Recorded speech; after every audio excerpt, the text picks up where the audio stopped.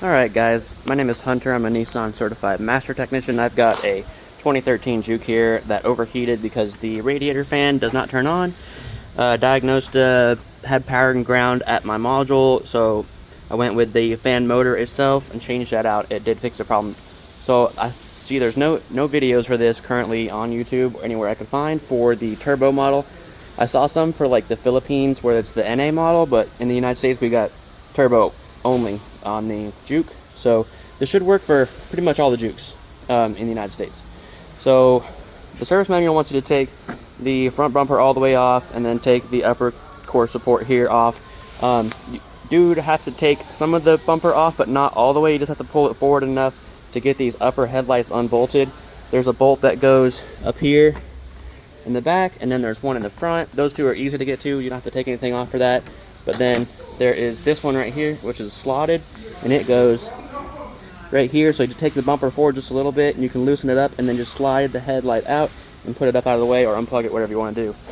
You do also have to unclip this fuse panel here, and it clips on the back with these guys. There's two of those. Pop that out of the way, and then you have to pull out the washer fluid reservoir tank, which is clipped in with this. You just pull that and then slide the whole thing up out of there. Try not to dump a bunch of stuff everywhere.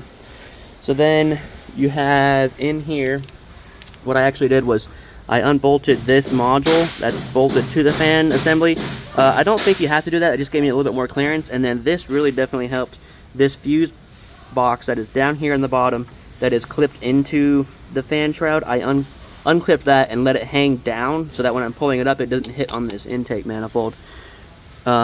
Another thing you have to take off is this coolant radiator neck here. It has 4 10mm bolts.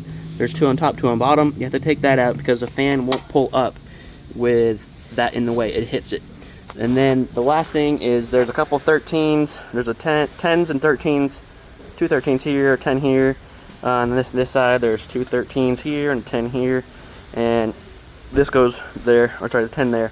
You have to take those out, and then you can pull this whole thing forwards enough to get past the fan shroud, and you can pull it out. You have to find some other way to prop up the hood, because the hood prop is part of the upper mount here. Then there is on the bottom, I don't know if you can see it, let's see, the coolant, there's a coolant pipe on the bottom, kind of right there, where that black square is, and then, let me zoom in. Focus. More. Where that black, it's not gonna focus. There it is. Where that black square is, and that gray thing in the middle, that's a bracket. It's bolted to the bottom of the fan shroud. So that it's just one bolt, 10mm. You gotta unbolt that, and that is the only thing from the bottom that needs to be done. And I mean, also I didn't mention this, but this from here to here is a coolant pipe that has to come off, and then your engine cover has to come off. That's kind of obvious there, but so you will make a mess, make some of a mess here. I evacuated the coolant out from the top and only made a little bit of a mess.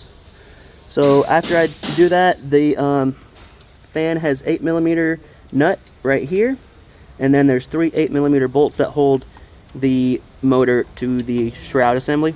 Took those off, swapped out the motor, and put that in. And I already tested it. Actually, I can show you on. This works on most Nissans.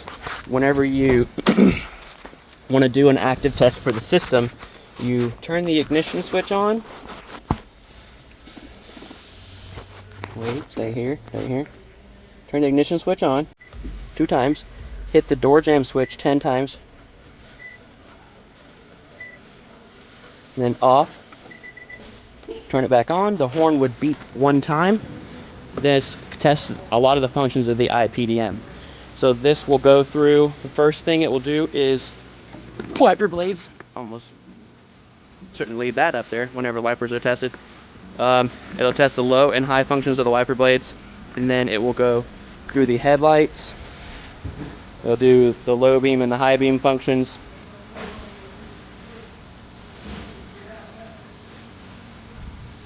There you go.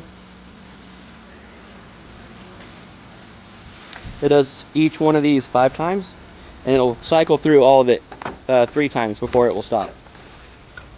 And now the compressor clutch is engaging and disengaging. Now the fan should come on. Yep. And there's the fan, so it's just working now. It would not do that before, it did nothing.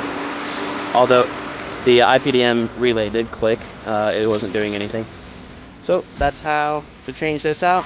Hopefully this helps somebody else in the future that doesn't have access to a service manual.